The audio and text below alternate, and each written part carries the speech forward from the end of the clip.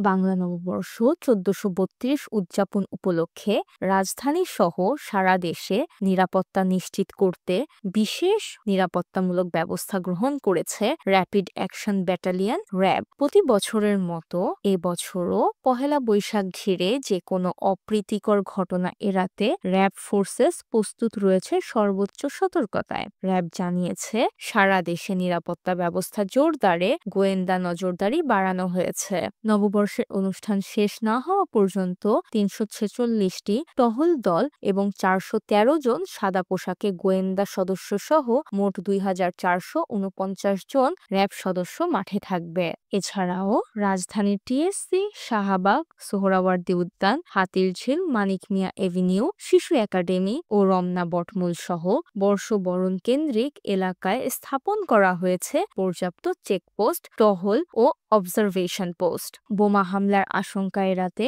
রাজধানীর গুরুত্বপূর্ণ স্থানসমূহে bomb disposal unit ও dog squad দ্বারা সুইপিং পরিচালনা করা হবে। এই ইউনিটগুলো সার্বক্ষণিকভাবে প্রস্তুত থাকবে যেকোনো ঝুঁকিপূর্ণ পরিস্থিতি মোকাবেলায়। নাশকতা ও সন্ত্রাসী হামলা প্রতিরোধে বিশেষ commando team, mobile patrol, motorcycle patrol ও সিসিটিভি মনিটরিং এর মাধ্যমে চলবে নজরদারি। এছাড়া অনলাইন জগতে গুজব, উস্কানি বা মিথ্যা তথ্য ছড়িয়ে অনাকাঙ্ক্ষিত পরিস্থিতি সৃষ্টির চেষ্টা ঠেকাতে র্যাবের সাইবার মনিটরিং টিম সদা তৎপর রয়েছে। নারীদের নিরাপত্তা নিশ্চিতে অনুষ্ঠান স্থলগুলোতে মোবাইল কোর্ট পরিচালনা সহ যৌন হয়রানি ও ইফটিজিং প্রতিরোধে নেওয়া হয়েছে কঠোর ব্যবস্থা। এই ধরনের কোনো ঘটনার শিকার হলে র্যাব সদস্যদের জানানোর অনুরোধ করা হয়েছে।